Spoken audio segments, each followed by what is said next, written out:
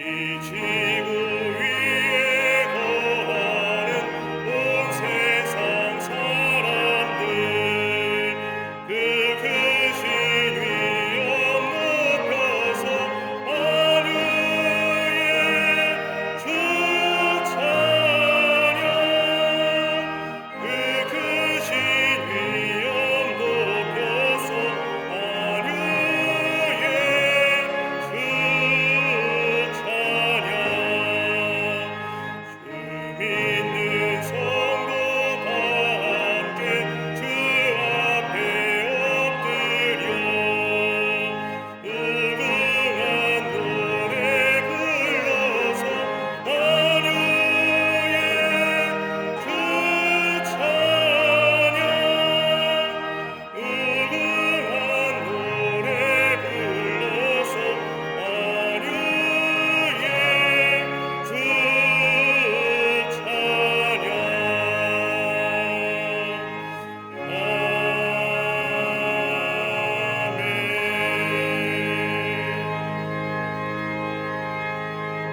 교동문 24번 시편 46편을 교독하시겠습니다. 하나님은 우리의 피난처시요 힘이시니 그러므로 땅이 변하든지 산이 흔들려 바다 가운데 빠지든지 바닷물이 솟아나고 뛰놀든지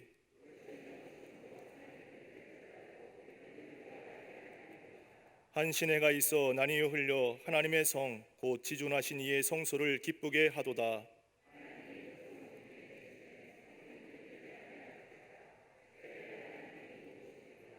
그가 땅 끝까지 전쟁을 쉬게 하심이여 이르시기를 너희는 가만히 있어 내가 하나님 됨을 알지어다.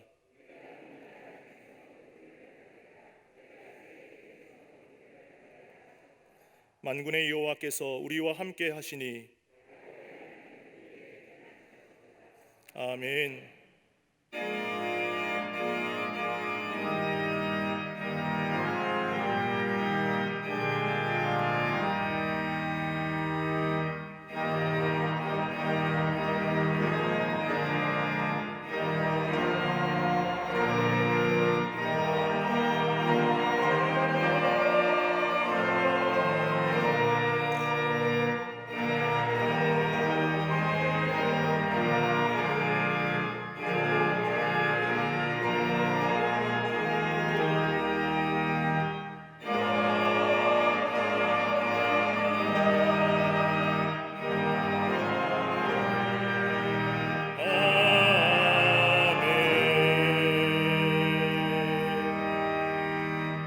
전능하사 천지를 만드신 하나님 아버지를 내가 믿사오며 그 외아들 우리 주 예수 그리스도를 믿사오니 이는 성령으로 잉태하사 동정녀 마리아에게 나시고 본디오 빌라도에게 고난을 받으사 십자가에 못 박혀 죽으시고 장사한 지 사흘 만에 죽은 자 가운데서 다시 살아나시며 하늘에 오르사 전능하신 하나님 우편에 앉아 계시다가 저리로서 산자와 죽은 자를 심판하러 오시리라.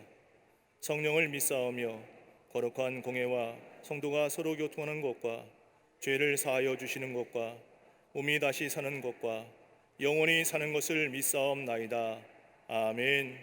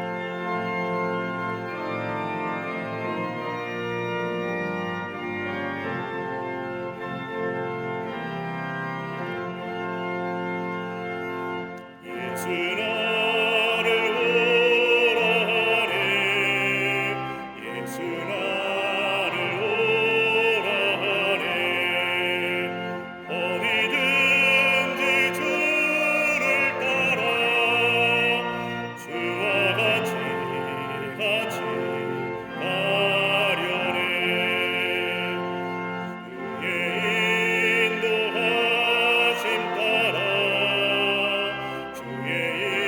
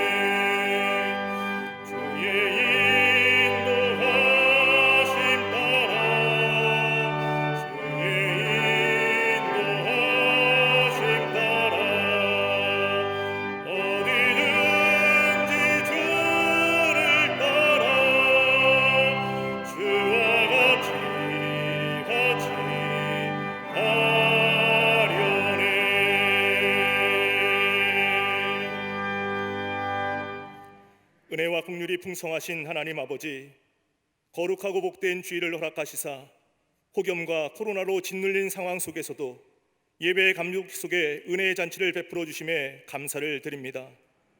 영과 진리로 예배드리는 이 시간, 온 교회와 가정에 충만한 은혜를 부어 주시사 무뎌진 구원의 감격이 새로워지며 믿음의 반석 위에 거하는 새로운 삶의 방식으로 비상하게 하여 주시옵소서. 지난 한 주간의 삶을 돌아볼 때 믿음 안에 거한다 하면서도 세상 염려와 유혹으로 마음이 둔해져 말씀대로 살지 못했음을 고백하오니 성령의 거룩한 찔림의 은혜로 임재하사 회개의 쟁기로 저희 내면의 가시덤불을 완전히 제거하여 주시옵소서. 선하신 능력으로 세상 역사를 주관하시는 하나님 아버지, 코로나 사태를 속히 종식시켜 주옵시며 고통받는 모든 이들에게 치유와 전화위복의 은혜를 허락해 주시옵소서. 무너진 곳마다 다시 세워지며 십자가 사랑과 부활의 능력이 넘쳐나게 하옵소서. 대한민국의 마음속 어두운 골짜기가 하늘 위를 걷는 듯한 기쁨으로 온전히 변화되게 하여 주시옵소서. 외롭고 우울한 비대면 시대에 주님 주시는 기쁨이 충만하게 하옵소서. 내년 대선에는 이 땅의 지도자의 복도 허락해 주시옵소서. 한국 교회들마다 폭발적인 생명의 능력으로 살아 움직이게 하사 포스트 코로나 시대를 돌파하게 하옵소서. 믿음으로 드려지는 기도의 강력으로 북한을 사로잡고 있는 악하고 견고한진이 무너져 속히 피 흘림 없는 복음적 평화 통일을 이루게 하여 주시옵소서. 회복과 소망을 열어가는 성령의 공동체로 광림의 재단을 세워주신 하나님 아버지, 비범한 신앙으로 풍요로운 삶을 창조하는 교회의 비전을 이루게 하사 온 교회가 피 흘려 십자가에 승리하신 복음의 능력으로 불안의 안개가 짙은 세상 속에서 아픔과 고통당하는 이들에게 인생의 세난을 경험케 하는 치유의 진원지가 되게 하여 주시옵소서. 세우신 부서와 기관마다 교회를 사랑하는 주인의식과 성숙한 제자의 삶으로 교회와 이웃을 섬기게 하시며 복음 전파의 거룩한 도구로 쓰임받게 하옵소서. 속회와 선교회를 통해 빌립을 만난 내시와 같은 참된 진리를 찾는 제자들이 왕성하게 일어나게 하옵소서. 다음 세대에 거룩한 믿음의 유산이 온전히 전수되게 하사 교회 학교와 어린이집, 샤이닝 부서와 사랑부, 청년부와 청장년부마다 다윗처럼 마음을 지키는 주인공으로 세워주시며 날마다 한 걸음씩 하나님 마음에 합한 경지에 올라가는 평생이 되게 하옵소서. 예정된 청년 선교교회 교육 선교를 통해 지방 교회들의 교회 학교가 세워지고 부흥되는 은혜가 넘치게 하여 주시옵소서. 섬기는 청년들을 축복하시사 회복과 부흥의 마중물로 귀하게 쓰임받게 하옵소서. 세우신 가정과 일터와 자녀들마다 성령의 능력을 덧입은 복음의 생명력으로 코로나로 지친 이들을 생명의 땅으로 인도하는 소통의 도구로 쓰임받게 하여 주시옵소서. 평생 애국애족하는 성령 충만한 지도자로서 목회 사명을 붙잡고 끝까지 달려가시는 감독님께 육체 한계를 뛰어넘는 푸른 감람나무의 은혜를 부어 주시사 더욱 강건케 하여 주시옵소서. 담임 목사님께 독수리처럼 날아오는 새 힘을 더하시며 늘 성령으로 충만케 하시사 후반기 목회를 감당하실 때 지치지 않게 하시며 위로부터 부어주시는 충만한 은혜로 주신 사명 능히 감당케 하옵소서. 오늘도 생명의 말씀을 대원하실 때 세계를 만드시는 하나님의 큰 기적과 구원의 영광을 체험하는 회복과 치유의 시간으로 인도하여 주시옵소서. 성령님의 전적인 인도함을 받으며 함께 예배드리는 광림 남교회와 서교회, 북교회와 국내의 선교지, 방송으로 예배드리는 성도들 가운데도 주님의 위대한 십자가에서 뿜어져 나오는 새로운 영적 생명력이 가득 넘쳐나게 하여 주시옵소서. 병상에서 치유하심을 사모하는 이들을 찾아가셔서 어루만져 주시사 낙심자가 소망을 얻고 병든 자가 나음을 입게 하여 주시옵소서. 주의 제단을 아름답게 장식한 헌신과 성전 곳곳에서 거룩한 예배를 위해 여러 모양으로 섬기는 이들마다 열정과 순전함을 지닌 충성된 일꾼의 복을 평생 누리게 하여 주시옵소서. 영감에 찬 찬양으로 주님께 영광 돌리는 갈릴리 성가대 중창단의 찬양을 기뻐 받아 주옵시며 하나님의 손에 붙잡힌 은혜의 수혜자로 승리하는 복된 평생이 되게 하여 주시옵소서. 오늘도 저희에게 하늘의 위로와 새 힘을 허락해 주시는 우리 주님 예수 그리스도의 이름으로 감사하며 간절히 기도드리옵나이다. 아멘. 하늘에 계신 아버지 이름 거룩하사 주님 나라 임하시고 뜻이 이루어지이다.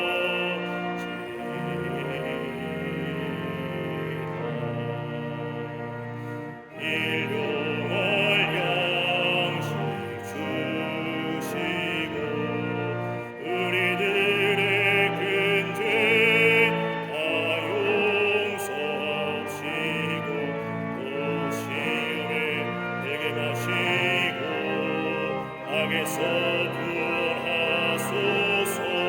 대개 주의 나라 주의 권세 주의 영광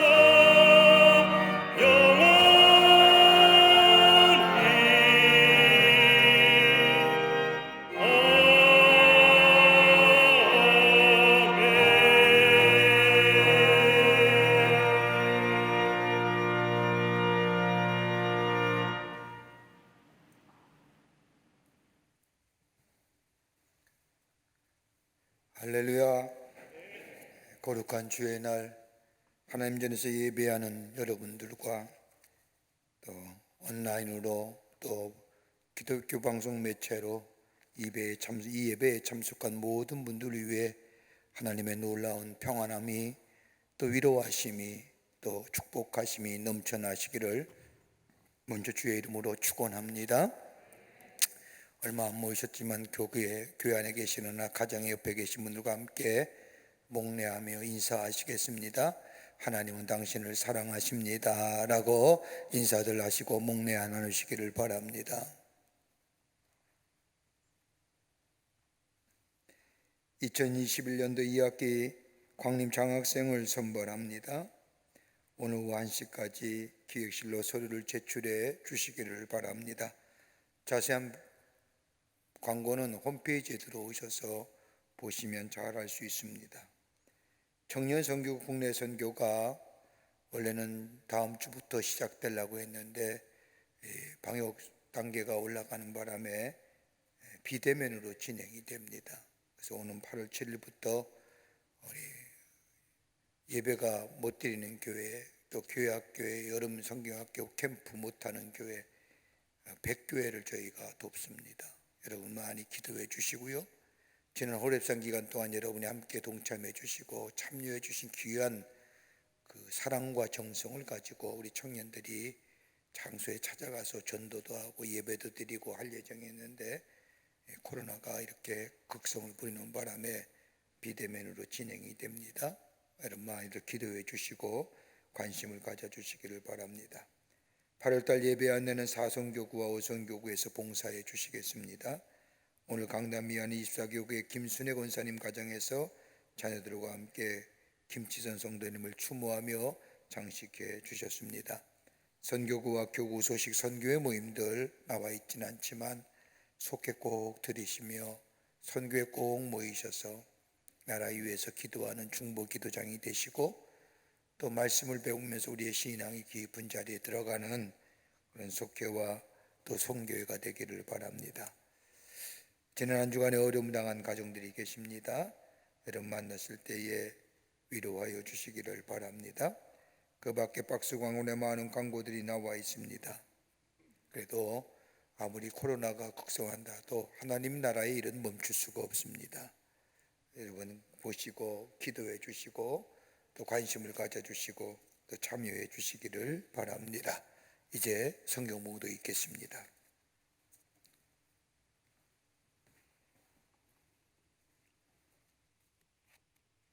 오늘 성경 말씀은 사도행전 27장 14절부터 25절입니다.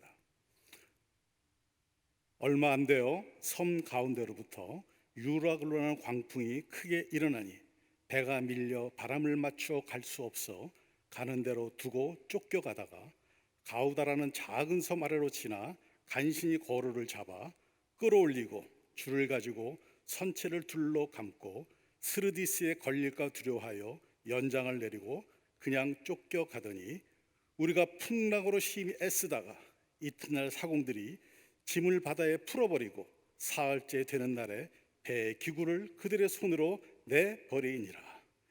여러 날 동안 해도 별도 보이지 아니하고 큰 풍랑이 그대로 있음에 구원의 여망마저 없어졌더라. 여러 사람이 오래 먹지 못하였음에 바울이 가운데 서서 말하되 여러분이여 내 말을 듣고 그에 대해서 떠나지 아니하여 이 타격과 손상을 면하였더라면 좋을 뻔하였느니라. 내가 너희를 권하노니 이제는 안심하라. 너희 중 아무도 생명에는 아무런 손상이 없겠고 오직 백분이리라. 내가 속한 바 곧 내가 섬기는 하나님의 사자가 어젯밤에 내 곁에 서서 말하되 바울아 두려워하지 말라. 내가 가이사 앞에 서야 하겠고 또 하나님께서 너와 함께 항해하는 자를 다 내게 주셨다 하셨으니 그러므로 여러분이여 안심하라. 나는 내게 말씀하신 그대로 되리라고 하나님을 믿노라. 아멘.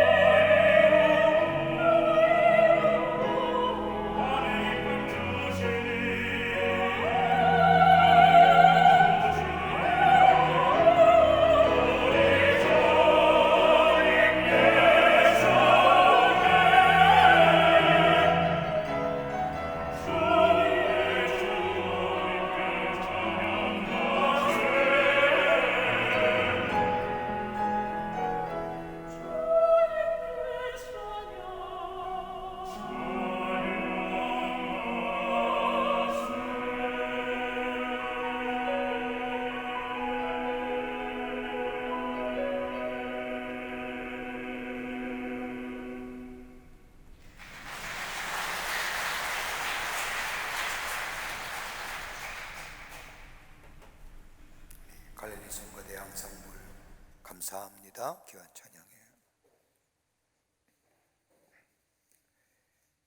코로나의 사태가 장기화되면서 국가적으로나 사회적으로나 개인적인 삶을 돌아보면 이처럼 위기였던 시대는 없었을 것입니다.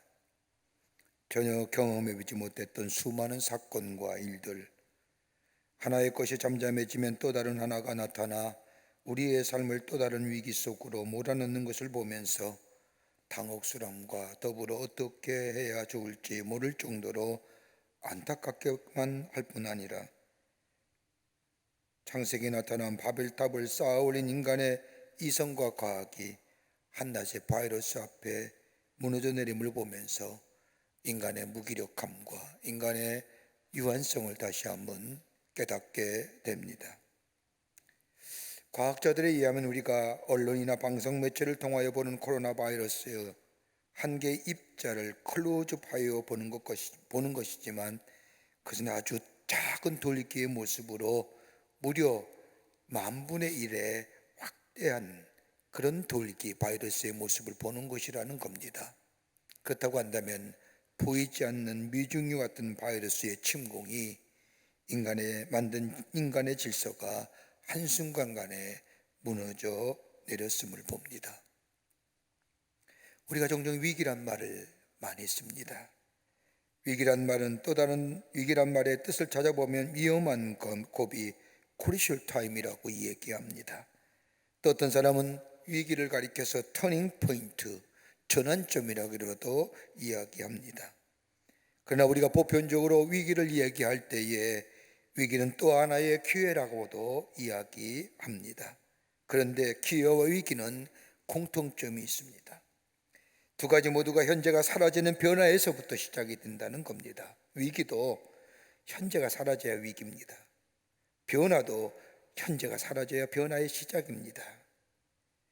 그러기에 현재가 달라지는 변화 속에 위기와 기회가 생겨난다는 겁니다. 여러분, 미래란 얘기, 시간적으로 미래란 퓨처라고 하는 이야기는 현재가 사라지거나 달라지는 변화에 시간이 결합한 것을 가리켜서 미래라 이야기합니다.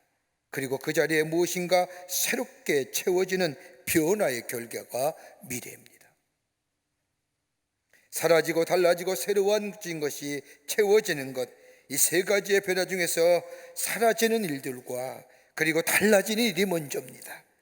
그러기에 사라지고 달라질 때 우리는 얼마나 당혹스러운지요. 전혀 경험하지 못한 것들이 내 안에 사라지고 달라지는 일, 그러기에 위기가 기회보다 먼저 일어나는 이유가 여기에 있습니다. 또한 사라지고 달라지는 것은 고통을 수반하기에 위기라고 부릅니다. 그 대신에 그 사라진 그 자리에 무엇인가 새롭게 빈자리를 채워가는 것이기에 기회라고 말하는 겁니다. 위기는 이미 온 미래이고 기회는 다가오는 미래입니다. 이것을 부정적인 관점에서 보면 절망이라고 얘기할 수 있을 것이고, 또한 그러나 긍정적인 시각으로 위기를 바라본다면 지금까지의 익숙했던 생활을 종지부를 찍고 새로운 역사를 창조할 새로운 기회의 전환점이라고도 말할 수 있을 겁니다. 여러분, 우리가 사회적 용어가 스톡테일 패러독스라고 하는 단어가 있습니다. 이 스톡테일 패러독스라고 하는 이야기는 저 월남전에 참여했던 스톡테일 장군의 이름을 따서 만든 이론입니다. 이 이론에 의하면 근거 없는 낙관론이나 맹목적인 비관론에 비교하여 냉철한 현실 인식과 미래에 대한 긍정적인 태도를 일컫는 말을 가리켜서 스톡테일 패러독스라고 이야기합니다. 예를 들어 보면 월남전쟁 때 수많은 미군들이 포로로 잡혀갑니다. 그 포로로 잡혀간 사람 가운데 세 부류로 줌게 나눠보면 하나는 비관론자가 있고, 또 하나는 낙관론자가 있고, 또 하나는 현실적 낙관론자로 나눌 수 있습니다.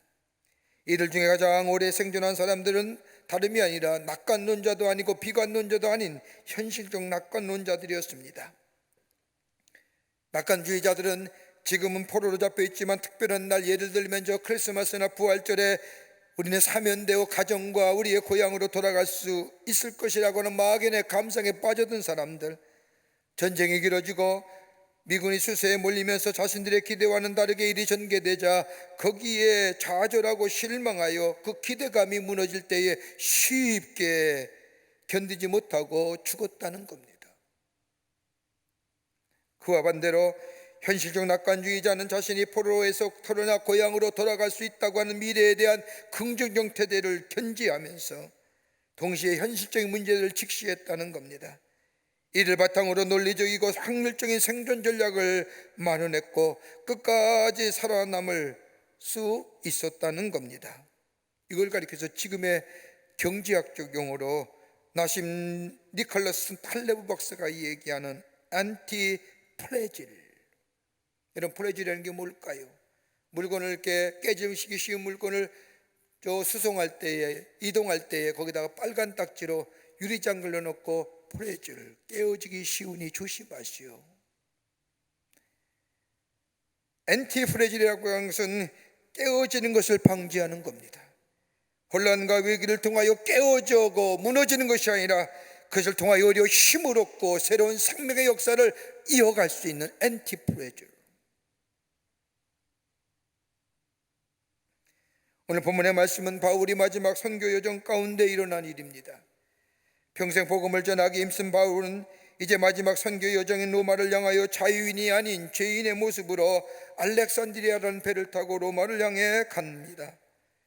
지중해에는 겨울철이 되면 풍랑이 자주 일어나는데 이 폭풍은 엄청난 풍랑, 파괴력을 가진 풍랑이기에 웬만하면 겨울을 지나 봄철에 항해하는 것이 일반적이었습니다.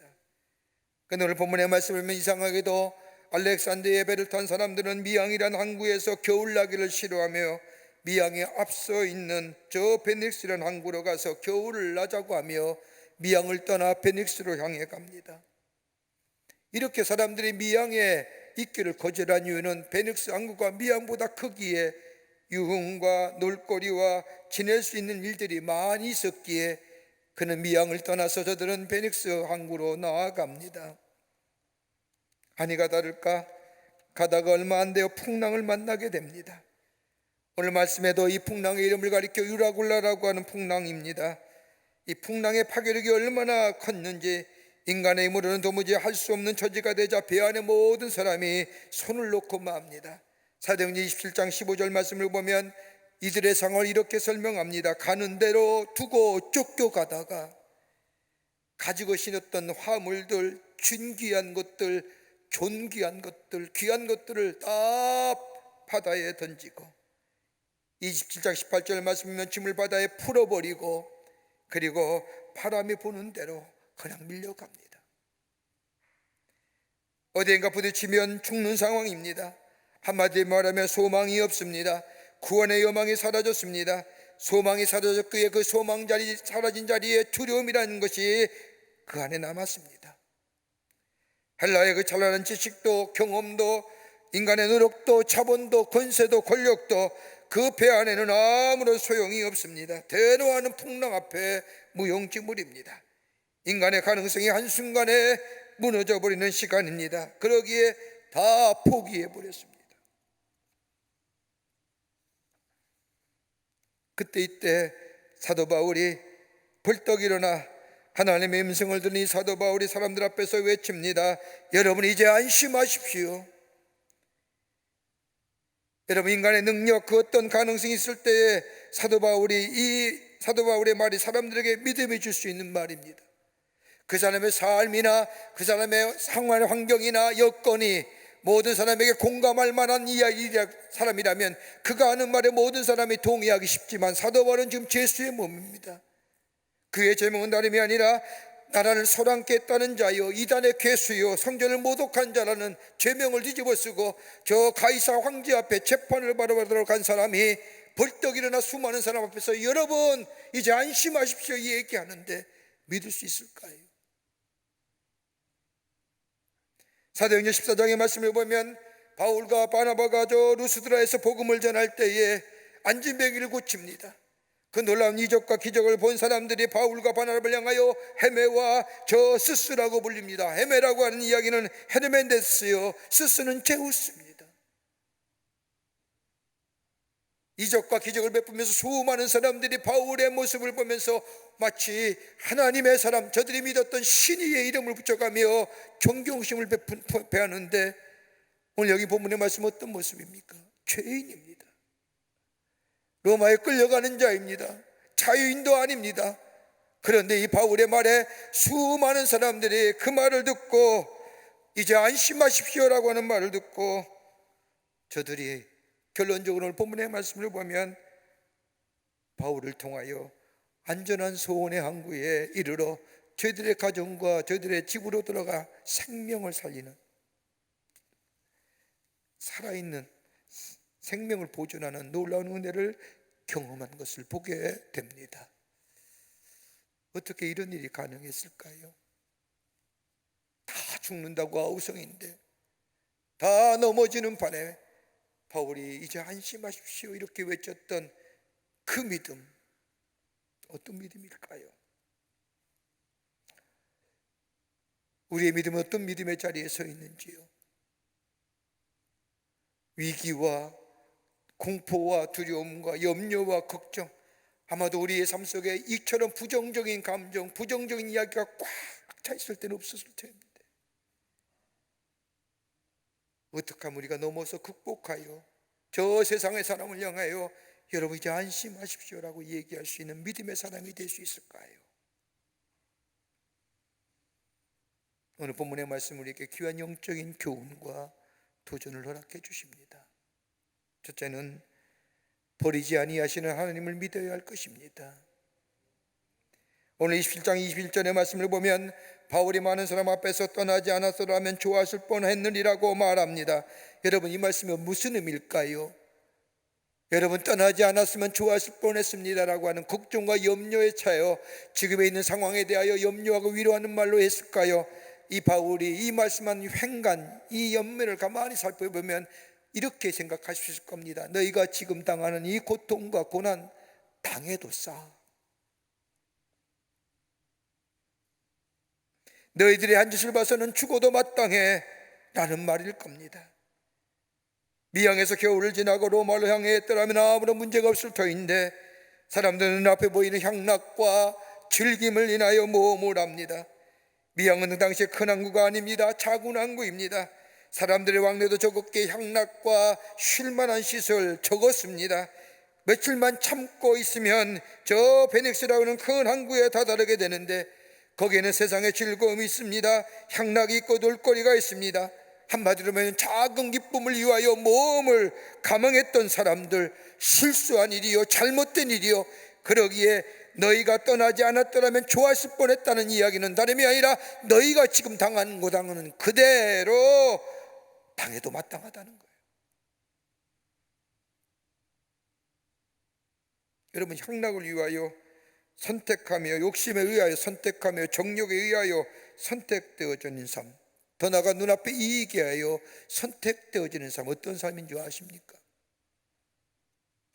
심리학적으로, 종교학적으로, 신학적으로 얘기 안 해도 오늘 성경 말씀은 분명하게 딱 가르쳐 줍니다.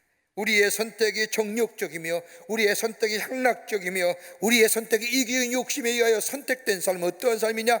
오늘 성경 말씀을 보세요. 그 첫 번째 현상이 떠밀려 갑니다.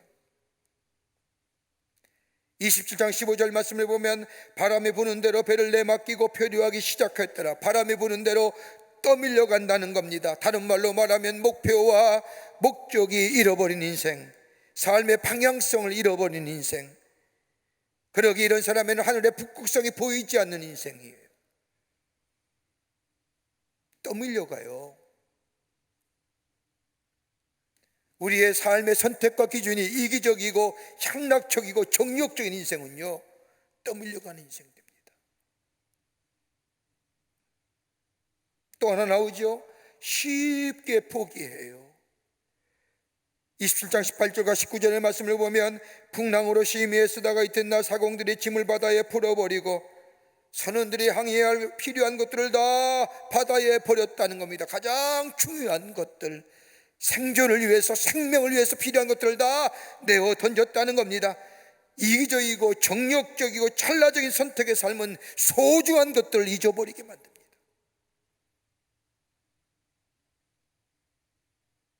여기에 인내하는 삶이 없어요. 그렇게 쉽게 포기합니다. 또 하나의 삶의 모습이 나오지요. 절망하게 됩니다. 27장 20절 말씀을 보면 여러 날 동안 해도 볼도 보이지 아니하고 큰 풍랑이 그대로 있음에 구원의 여망마저 없어졌더라. 구원의 여망이 사라진 그 자리에 뭐가요? 두려움이요. 이기적이고 정욕적이고 찰나적인 선택에 의하여 결단하는 삶에는 다름이 아니라 소망은 사라지며 생명은 사라지며 구원은 사라지며 그 자리에 절망하고 불안하며 그리고 두려움만 남게 됩니다. 바울은 이러한 사람들에게 오늘 안심하라고 얘기합니다. 여러분 안심하십시오. 이 말씀이 무슨 말씀일까요? 이제는 다 잘 될 것이라 낙관적일까요? 아닐 겁니다. 다름 아니라 하나님의 긍휼하심을 믿으라는 겁니다. 하나님의 함께하심을 믿으라는 겁니다. 인간은 인간대로 실수했지만 우리 하나님은 초연하신다는 겁니다. 하나님이 초연하신 이유는 다름이 아니라 인간의 실수와 허물을 넘어서서 하나님이 하시고자 하는 뜻과 하나님의 계획이 있다는 겁니다. 인간이 실수하였다 할지라도 버리지 아니하시는 하나님, 심판하시고 멸망시키시는 하나님이 아니라 구원하셔서 하나님의 거룩한 역사에 쓰임받게 하시는 하나님, 그 하나님이 긍휼하심이라는 겁니다. 여러분 창세기 3장 말씀을 보세요. 아담과 하와가 하나님이 저 에덴 동산 중앙에 만드는 선악을 알게 하는 나무의 열매를 따먹지 말라 말씀합니다. 그런데 아담과 하와가 유혹에 넘어져 그 선악을 알게 하는 과일을 따먹게 되자 자신의 벗은 몸에 수치심을 느끼고 그리고 큰 나무 잎사귀로 부끄러운 부분을 가리고 나무 가운데 숨었습니다. 그때 하나님이 찾으시지요. 아담아, 아담아, 내가 어디 있느냐? 찾을 때 아담이 부끄러워서 무서워서 나와 얘기합니다. 제가 벗었으므로 부끄러워 또 두렵고 떨리는 마음으로 나올 수 없다고 얘기하는 그때에 우리 하나님은 그가 입었던 일시적인 방편에 저 무화과 저 나무 잎사귀로 만든 그 옷을 벗어버리고 거기에 뭐요? 가죽을 입히신. 왜요? 그를 통하여 하나님이 하시고자 할 일들이 있기 때문에. 죄로 보면 심판받아야 되지요. 죄의 싹은 사망이라고 했는데 심판받아야 당연하지요. 그럼에도 불구하고 하나님의 자비하심과 긍휼하심이 저를 구원한 것처럼 오늘 바울을 향하여 이제 안심하라라고 하는 얘기 외침은 다름이 아니라 하나님의 긍휼하심과 사랑이 저들 가운데 있기에 저들 구원해 주시겠다는 겁니다.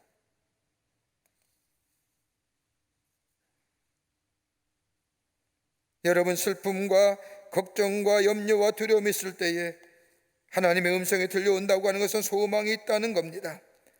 우리가 잘못된 길을 갔지만 우리를 버리지 아니하시는 하나님, 실수함에도 불구하고 그 실수함을 통하여 하나님의 뜻을 이루시고자 하는 하나님의 사랑과 하나님의 긍휼하심. 여러분 우리의 구원이 어떤 걸까요? 하나님의 우리의 부르심이 어떤 걸까요?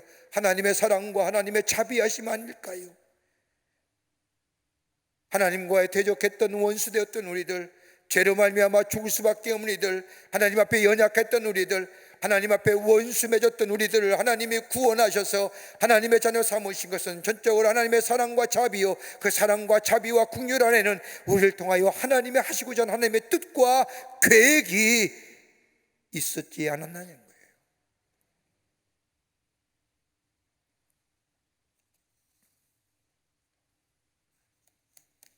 안심하라고 하는 것은 우리를 버리지 아니하시는 하나님, 하나님의 음성이 들려올 때에 여러분 가장 인간의 불행한 것이 어떤 것인지 아십니까?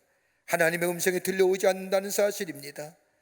여러분 저 말라기의 말씀서부터 저 세례 요한이 처음으로 하나님 주의 길을 예비하라 천국이 가까이 오니라 왔었던 그 광야의 외침, 그 사이의 간격이 몇 년인 줄 아십니까? 무려 400년입니다. 그래서 성서학자들은 이 400년 동안 하나님의 음성이 하나님의 말씀이 들려오지 않았다여 암흑기 가장 어두웠던 이스라엘 역사이라고 얘기합니다. 하나님의 말씀이 들려오지 않을 때에 절망입니다. 하나님의 말씀이 들려오지 않을 때 좌절입니다. 두려움 그 자리입니다. 그러나 하나님의 말씀이 들려올 때 거기에 소망의 자리요, 거기에 생명의 자리요, 거기에 희망의 자리가 생겨요.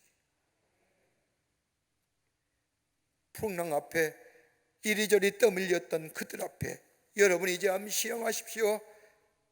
어젯밤 주께서 내 주의 사자가 내 곁에서 말씀하기를 안심하라 얘기했습니다라고 하는 주의 음성이 들려올 때에 두려움의 자리가 새로운 소망의 자리로 변하는 것처럼 우리를 버리지 아니하시는 하나님의 사랑과 자비와 긍휼하심의 그 음성 듣는 우리들 때에, 그 말씀 믿고 따라가게 될 때에 우리 안에 새로운 생명의 역사가 일어나게 되는 줄 믿습니다. 둘째로 하나님의 말씀을 들을 수 있어야 합니다.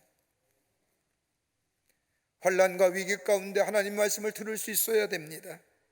오늘 사도행전 27장 23절의 말씀을 보면 내가 속한 바 내가 섬기는 하나님의 사자가 어젯밤 내 곁에 서서 말하되, 하나님의 음성을 들었다는 바울입니다. 여러분, 바울이 처해진 상황이 지금 어떤 상황입니까? 밤과 낮을 구별할 수 없는 상황입니다. 여러분, 성경의 말씀을 보면 14일 동안 풍랑의 바람이 부는데 어디가 밤인지 어디가 낮인지 구분할 수 없을 정도로 캄캄한 밤 같은 검은 먹구름이 그 주위를 감쌌다는 겁니다. 엄청난 아픔이 몰아쳤습니다. 돈이 되고 짐이 되는 것은 다 버리고 나름대로 지중해를 잘한다는 선장과 선원들은 두려움에 떨고 있습니다. 마지막으로는 배가 필요한 곳조차 다 바다에 던졌습니다.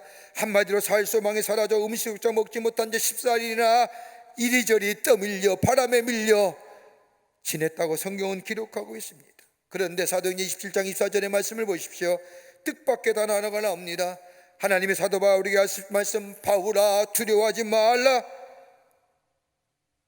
여러분, 바울에게 두려워하지 말라고 얘기하십니다. 여러분, 바울이 어떤 사람입니까?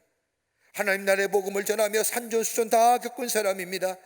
온갖 고초와 박해와 환난은 받을 대로 다 받았던 사람입니다. 그런데 이 바울의 믿음의 거장인 바울에게 두려워하지 말라는 말이 어울리는 말입니까? 그런데 바울에게 하나님은 두려워하지 말라고 말합니다. 그 이유가 어디 있을까요? 행간의 말씀을 읽다 보면 바울조차도 이 두려움에 어찌할 줄 몰랐다는 거예요. 여러분, 두려움이란 걱정과 염려라는 것과 질적으로 다른 감정입니다. 여러분, 두려움은 내가 가지고 있는 가능성을 다 잠식해버리는 것이 두려움입니다. 두려움 위를 향하여 헤쳐나갈 방법이나 힘을 없애버립니다.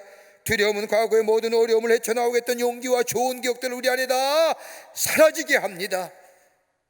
바울도 그 두려움 가운데 있었다는 겁니다.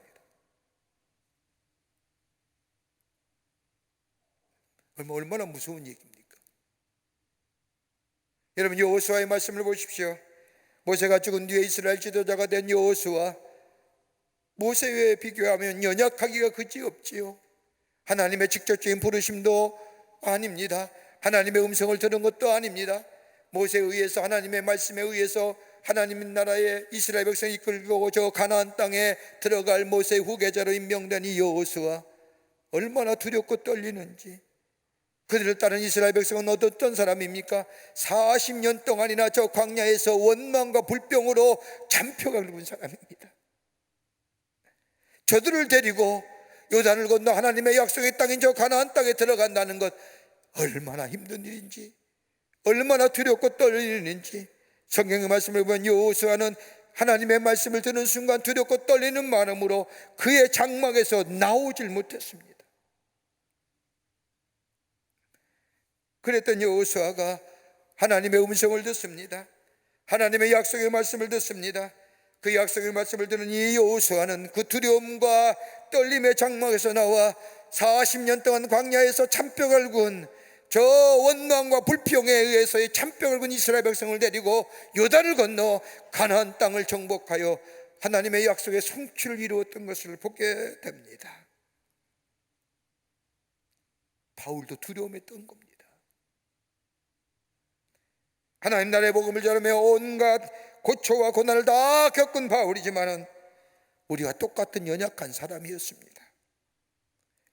자신의 연약함으로 인하여 저 엄청난 파도 풍랑으로 인하여 환경으로 인하여 두려워합니다. 그때 주님의 말씀을 듣습니다. 그 주님의 말씀을 들을 때에 그 두려움을 넘어서게 됩니다. 그러기에 고린도후서 12장 10절 말씀을 보면 내가 곧 약할 때에 강함이라고 고백합니다. 그런데 여러분 가만 보세요. 이 말씀, 바울아 두려워하지 말라, 두려워하지 말라고 하는 말씀, 모든 사람에게 다 들려진 말씀은 아닙니다. 오늘 주님 말씀을 보면 바울의 이름을 꼭 집어서 바울아 두려워하지 말라라고 하시며 바울의 이름을 부르며 말씀하십니다. 같은 환경이요, 같은 여건이요, 같은 상황 속에서도 주님의 의로운 음성을 듣는 것은 다 듣는 것이 아니라는 겁니다. 삼킬 만한 강풍 앞에서 다 무너지고 흔들리는, 다 사라질 그때에 바울은 하나님의 음성을 들었다는 겁니다. 음성을 들을 수 있었다고 하는 것은 뭐예요?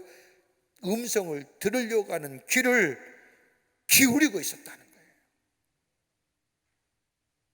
하나님이 이 환경 속에서 내게 뭐라 말씀하시는지, 우리의 삶에 다가오는 이 두려움과 엄청난 역경과 환난을 여러분 이길 수 있는 힘과 능력이 어디서 나옵니까? 여러분 최고의 군대의 힘을 자랑하는 로마의 백부장에서 나오는 겁니까? 아니면 배를 운항하는 노련한 선장에서 나오는 겁니까? 아니면 수많은 돈과 재물을 가지고 있는 선주에서 나오는 겁니까? 아닙니다. 오늘 본문의 말씀을 보면 내가 세상을 이기었노라고 하는 주의 음성이 우리 안에 들려질 때에 우리 안에 자리 잡고 있는 두려움을 넘어서서 새로운 생명의 역사를 이어가는 하나님의 사람으로 살아가게 됩니다. 한 연구자가 두 마리의 쥐로 실험했답니다. 한 마리는 빛이 전혀 들어오지 않는 어둠 속에서, 다른 한 마리는 빛이 들어오는 빛 가운데 얼마나 사는가 생존의 시간을 실험했답니다. 한 마리의 쥐는 빛이 차단된 캄캄한 방에 물이 담긴 커다란 대 안을 넣고 그 속에 쥐를 빠뜨렸습니다. 그런 다음에 이 쥐가 그 어둠 가운데 얼마만큼 살 수 있을까? 생존의 시간을 재어봤더니 3분 살더랍니다. 그와 바르게 한 쥐는 빛을 차단하지 않고 빛을 비추었습니다. 그리고 앞에서 한 것처럼 이 쥐를 물에 빠뜨려 얼마간의 시간을 생존할 수 있는가 시간을 재어봤더니 빛이 있는 그 쥐는 물속에 빠졌더라도 무려 36시간이나 살아있었다고 합니다. 빛이 몇 배를 더 살게 해요? 3분 대 36시간이에요. 그러면서 실험자가 말하기를 빛이야말로 생명이다, 빛이야말로 소망이다. 여러분, 이 어둠에 빛이 어디 있을까요? 다름이 아니라 주님의 말씀입니다. 우리 주님은 우리를 향하여 내가 세상의 빛이라고 말씀하십니다. 나는 어둠이 아니라 빛이라고 얘기합니다. 그뿐 아니라 요한복음 1장의 말씀을 보면 태초에 말씀이 계시니라고 말씀하며 이 말씀은 생명이요 빛이라고 얘기하며 사도 요한은 요한복음에서 줄곧 강조합니다. 그러기에 이 빛이 우리 안에 있으면 생명의 역사가 일어나며, 빛이 이 안에 우리 안에 있으면 용기가 있으며, 빛이 우리 안에 있으면 구원의 역사가 일어납니다. 누구요? 예수 그리스도십니다. 그의 음성을 들어야 됩니다. 들려질 대로 듣는 것이 아니라, 보여지는 대로 보는 것이 아니라 우리가 의지적으로 들어야 됩니다. 내 마음에 부정적인 마음이 꽉 차, 두려움이 꽉 차, 소망 대신에 절망이, 우리 마음속에 기쁨 대신에 마음속에 아픔이 가득 찰 때 거대한 풍랑 앞에서 우리가 들을 수 있는 것은 들려오는 저 사망과 죽음의 곡소리가 아니라, 애곡하는 소리가 아니라 생명의 소리요 빛의 소리요 구원의 소리를 들을 수 있어야 합니다. 누구요? 주의 말씀이에요. 다 듣는 것이 아닙니다. 주께 시선을 고정하며 귀를 세우며 주님이 나랑 뭐라 말씀하신가, 내 의지적으로 주의 말씀을 들으려고 하는 자.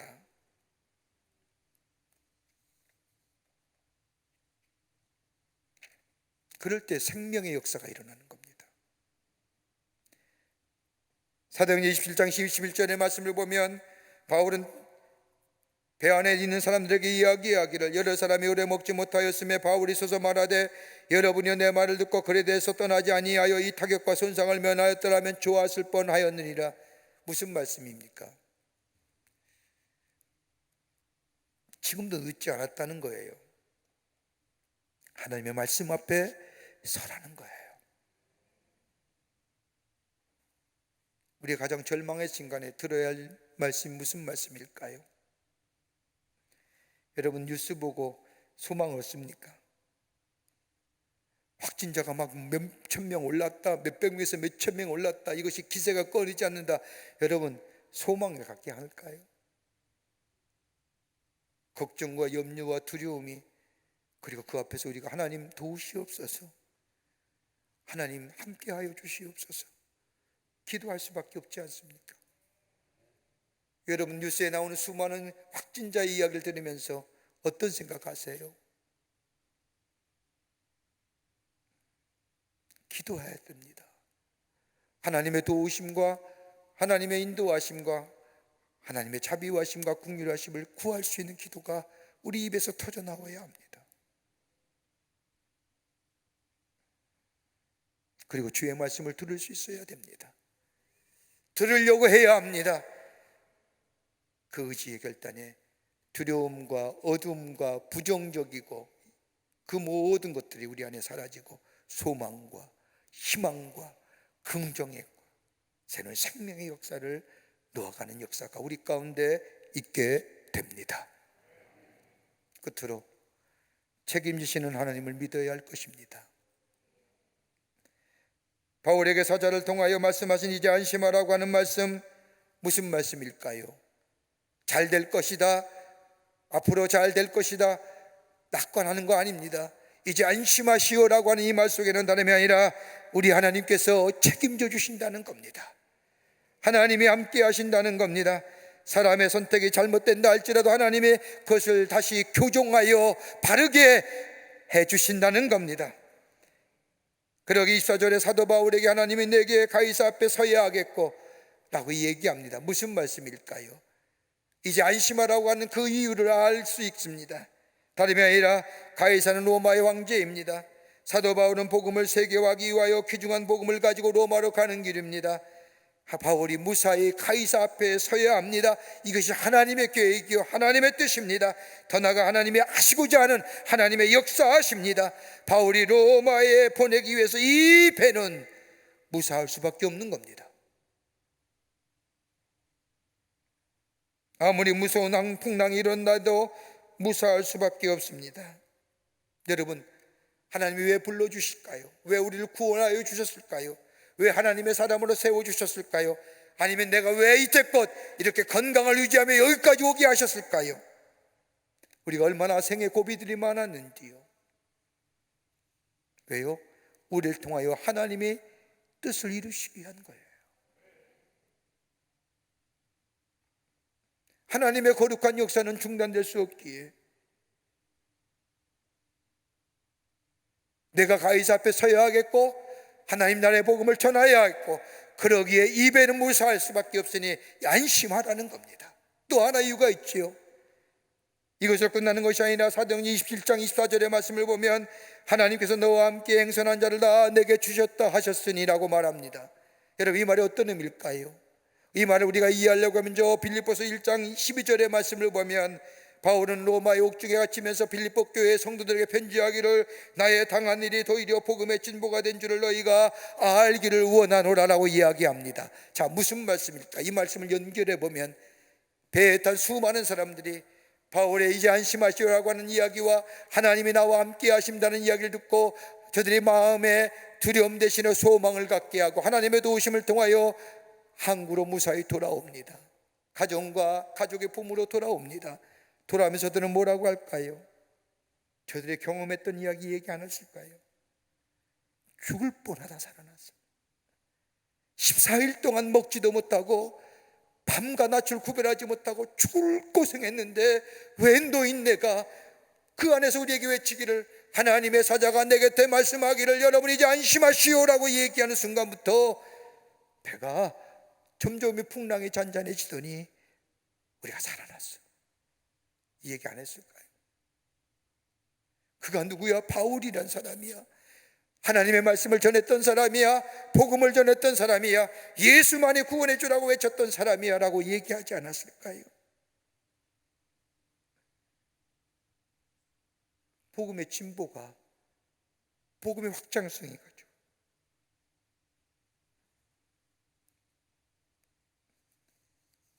하나님의 역사하심이에요. 책임지시는 이유가 뭐예요? 하나님의 하시고자 하는 일들을 우리를 통하여 이루시기 위해서.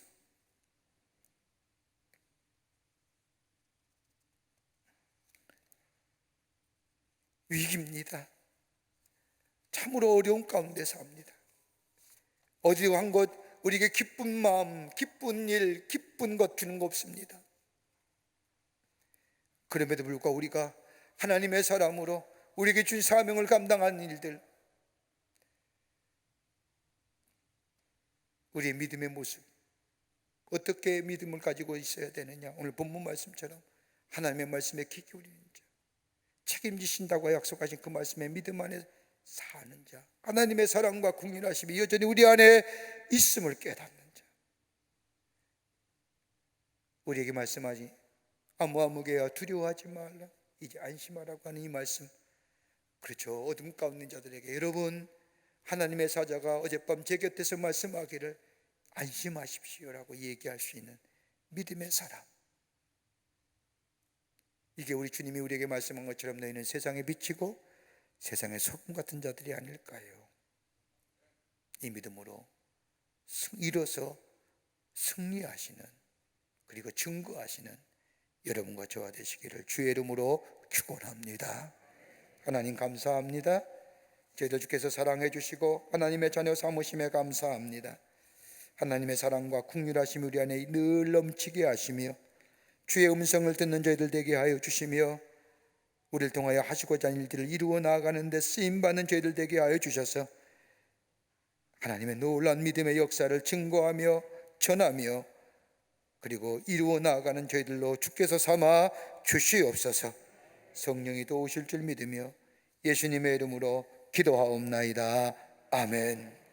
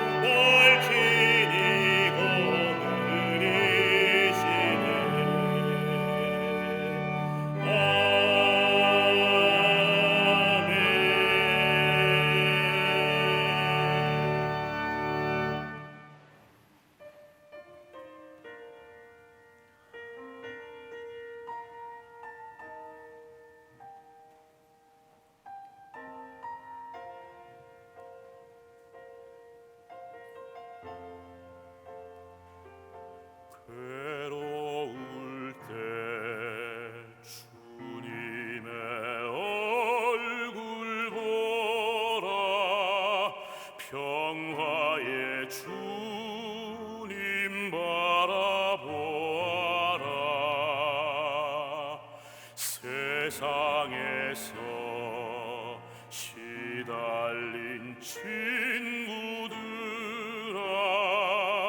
위로의 주님 바라보아라.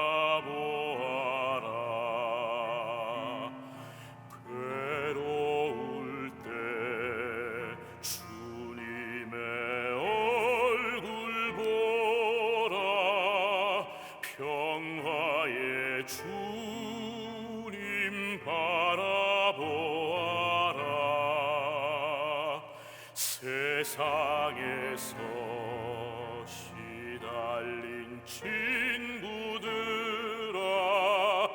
위로의 주님 바라보아라. 눈을 들어 주를 보라. 내 모든 염려 주께 맡겨라. 슬플 때에 주님의 얼굴 보라. 사랑의 주님 안식 주리라.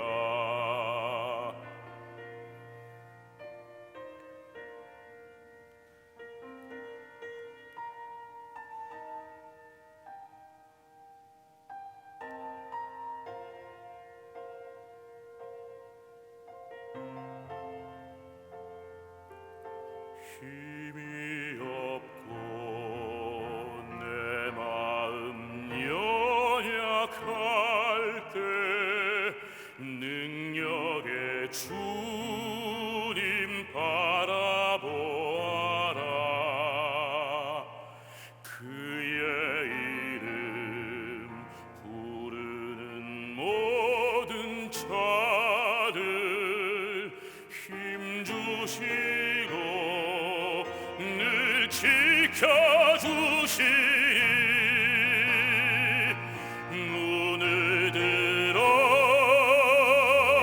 주 얼굴 보라. 내 모든 염려 주께 맡겨라. 슬플 때에 주 예수 얼굴 보라. 사랑의 주님 안식 주리라. 사랑의 주님 안식 주리라.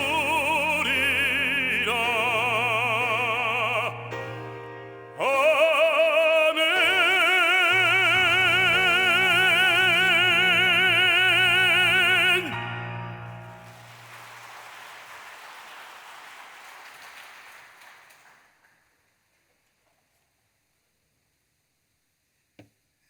무더운 여름에도 바이러스의 광풍 가운데서도 저희들 건강으로 지켜주셔서 거룩한 성일에 저희들의 걸음을 하나님의 귀한 전에 올라와 마음과 정성을 모아 예배하게 하심에 감사를 드립니다. 우리 예배를 기쁘게 받으시고 하늘문 여시사 하늘의 놀라운 은혜와 하늘의 축복이 임하는 거룩하고도 성별된 시간 되게 하여 주시옵소서. 하나님 앞에 예배드리며 귀한 예물 성별하여 하나님 앞에 드립니다.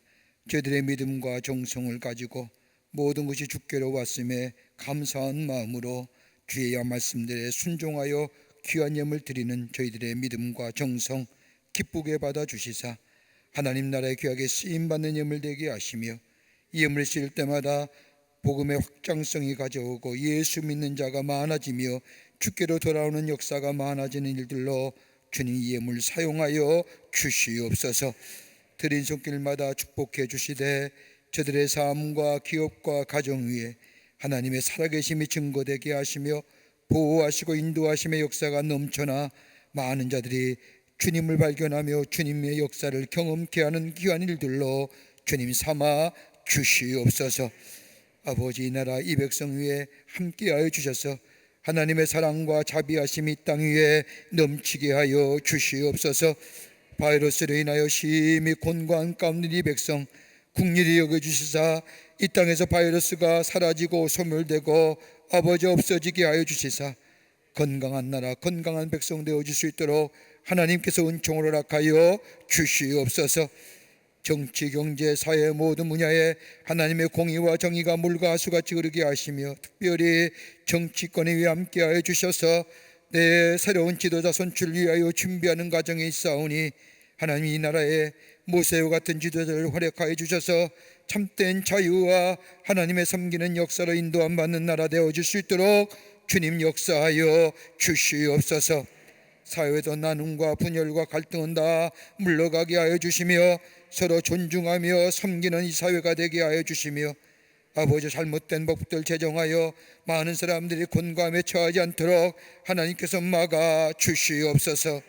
나라를 지키는 장병들 건강으로 지켜주시고 아버지의 무더위와 바이러스로부터 보호하여 주시옵소서. 우리가 믿음의 자리에 서서 저 세상을 향하여 이제 안심하십시오라고 외칠 수 있는 하나님의 사람들로 주께서 삼아주시옵기를 원하오면서 예수님의 이름으로 기도하옵나이다. 아멘.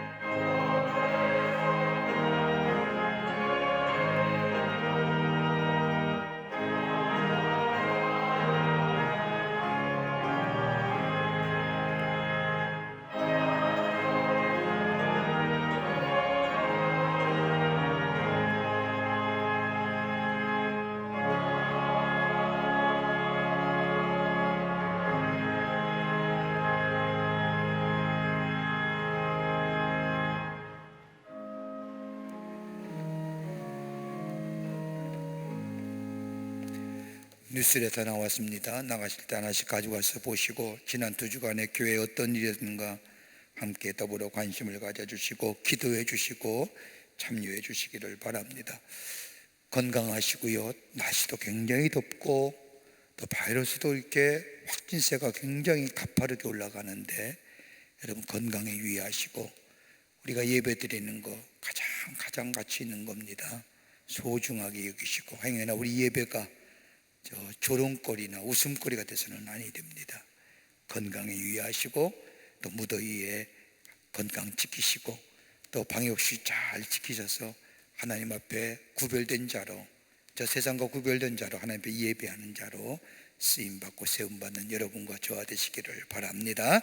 다 일어나실까요? 이제 마지막 찬송하시겠습니다.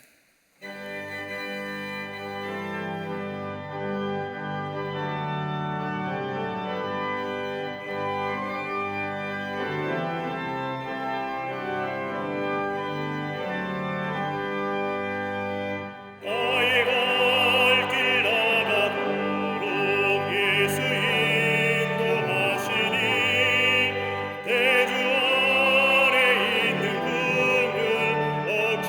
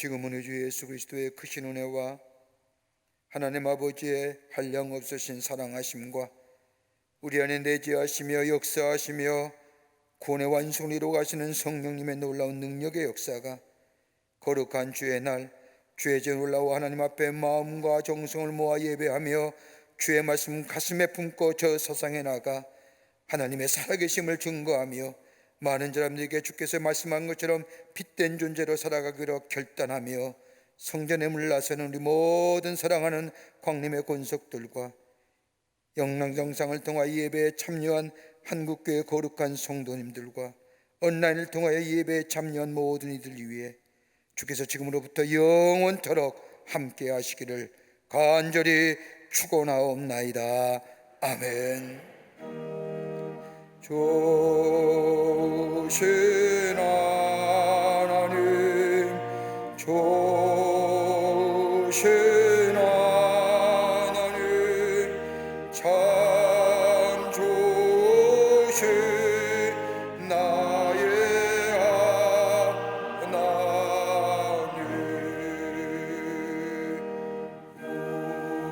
우리의 예배를 받으신 하나님,